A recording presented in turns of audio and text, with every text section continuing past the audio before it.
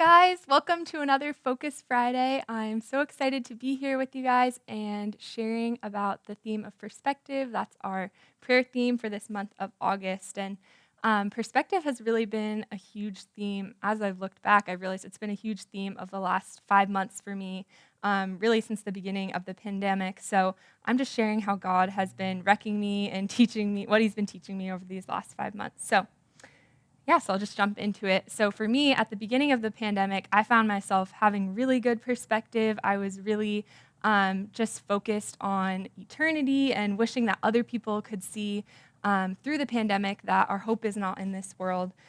But I don't know about you guys, but as the months went on, I started to lose perspective and get more and more discouraged. I don't know if anyone else can relate to that. But in the last month or so, as I was getting discouraged, I felt like God re-centered me, brought my vision and perspective to a good place through the simplicity of the gospel. I've just been wrecked by, just the simplicity of what Jesus did on the cross. And so that's what I'm going to be sharing with you guys about tonight. I want to talk about gospel perspective. You see, I realized I was discouraged because I wasn't letting the gospel be enough. I was discouraged because I was focusing on wishing things were different, were back to normal, focused on wishing I could see my family, focused on wishing or wanting financial security.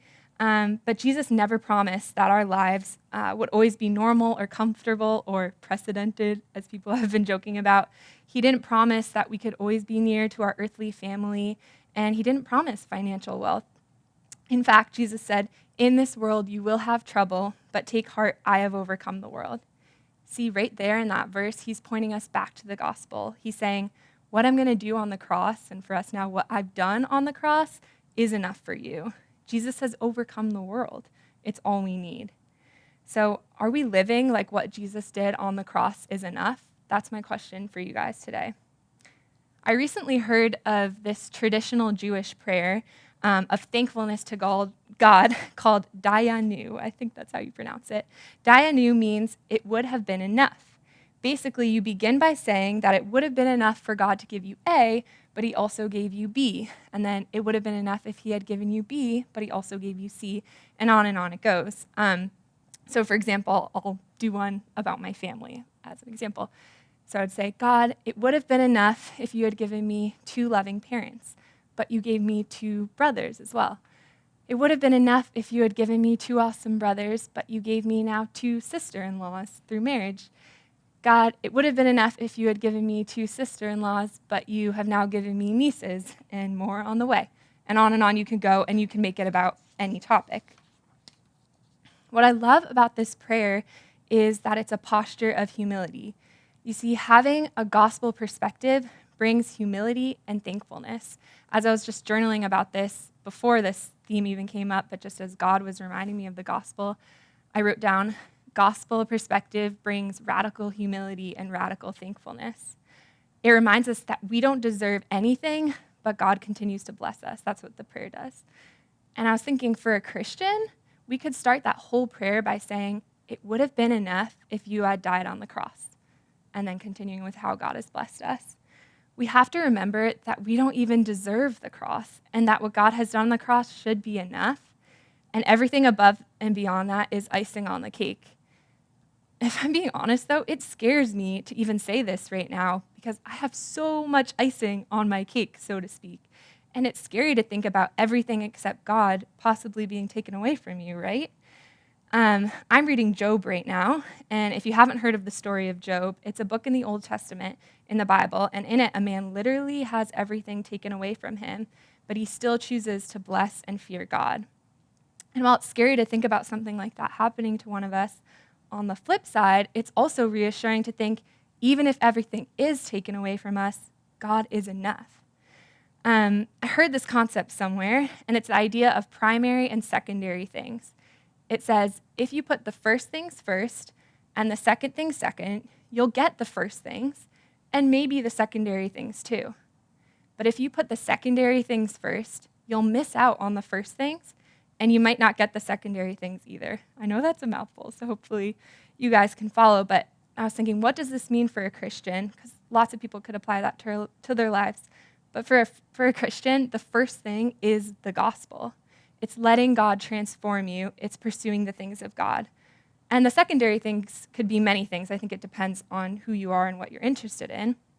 But for a lot of people, it could be money, status, comfort, nice vacations, certain achievements, relationships, etc.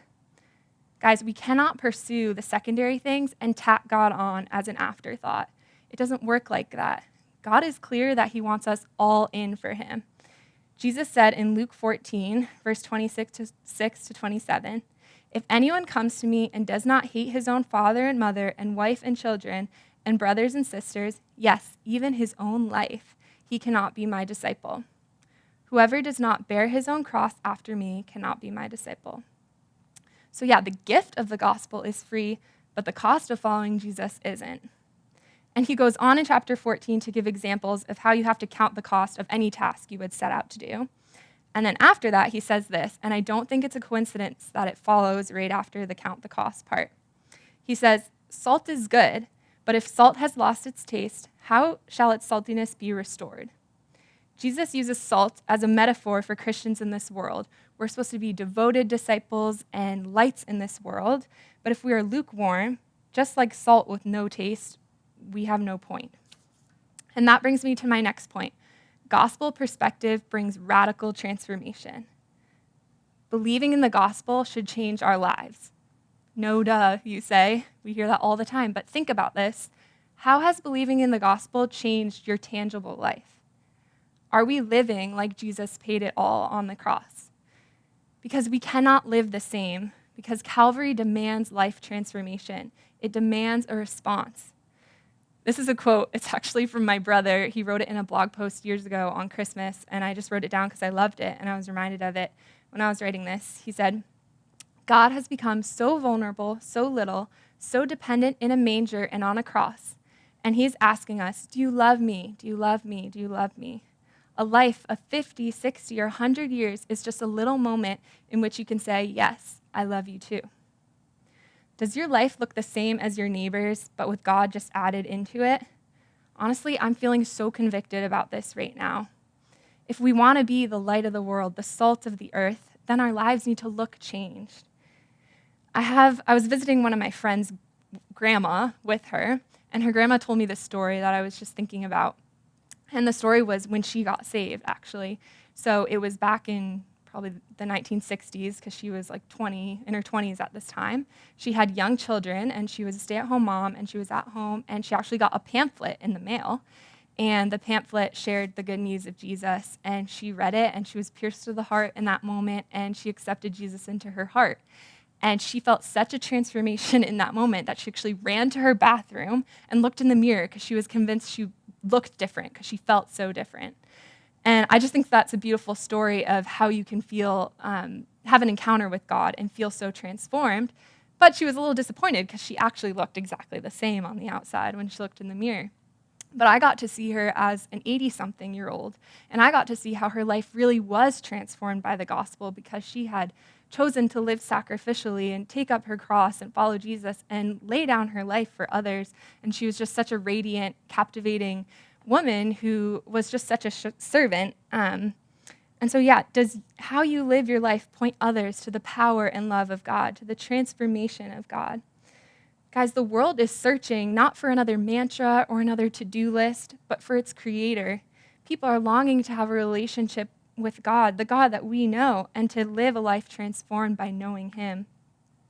If our lives look the same as the world with God just added in, what is that saying? But we don't need Jesus just to show others about him. We don't want him to transform our lives just so others can see that. We are equally searching for our creator. So guys, I just want to ask you, have you forgotten the good news? I feel like for a couple months there, honestly, I lost perspective and I forgot just about the simplicity of the gospel. Have you become religious and lost that relationship? We can just get so into doing that checklist and attending church, or even if it's just been watching church online, or whatever those religious tasks, reading your Bible in the morning, but not really having a relationship with Jesus. That can really happen. So yeah, I just want to remind you guys of a simple verse that we all know. but just be reminded of it. For God so loved the world that he gave his one and only Son, that whoever believes in him shall not perish but have eternal life. That's from John 3:16, of course. So just to recap, what does it mean to have a gospel perspective? It means radical humility, it means radical thankfulness, and radical transformation. Let's remember the gospel, and let's have gospel perspective every day. Be encouraged, church. We have everything we need because of what Christ has done on the cross. Have a good weekend, and I'll see you guys on Sunday at the Deeper Worship Night.